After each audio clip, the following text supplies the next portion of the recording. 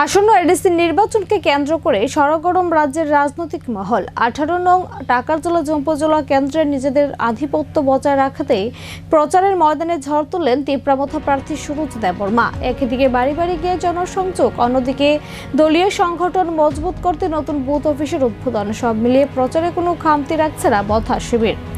নির্বাচনী প্রচারের রুটিন অনুযায়ী আজ 18 নং টাকারজলা উপজেলা কেন্দ্রের তিপ্রামথা প্রার্থী সুরজ দেববর্মার নর্বসর্দার কামি এলাকার বিভিন্ন পাড়ায় পাড়ায় ঘুরে বেড়ান। রংমালা, ডাইলা, কুপড়া, জম্পুই, হাতিটিলা এবং কালীকান্তা এলাকায় গিয়ে সাধারণ মানুষের দরজায় কড়া নাড়ান তিনি। প্রার্থীর সঙ্গে ছিলেন এলাকার বিপুল সংখ্যক কর্মী সমর্থক। বাড়ি বাড়ি প্রচারের সময় প্রার্থী সুরজ দেববর্মা এলাকাবাসীর কাছে বুবাগ্রা প্রদীপ কিশোর দেববর্মনের বার্তা পৌঁছে দেন। জনজাতিদের অধিকার রক্ষা এবং এলাকার সার্বিক উন্নয়নের প্রতিশ্রুতি দিয়ে তিনি আসন্ন নির্বাচনে সাধারণ মানুষের সমর্থন ও আশীর্বাদ কামনা করেন। পাড়ায় পাড়ায় সাধারণ মানুষের উচ্ছ্বাস এবং ভিড় ছিল চোখে পড়ার মতো।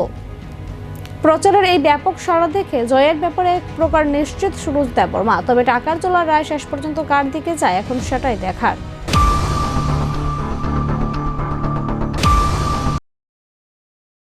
Hasteni joto lukurogno wilau khulumaya pharu sini titi edisi no prai 4.5 বছর ওই লোকরক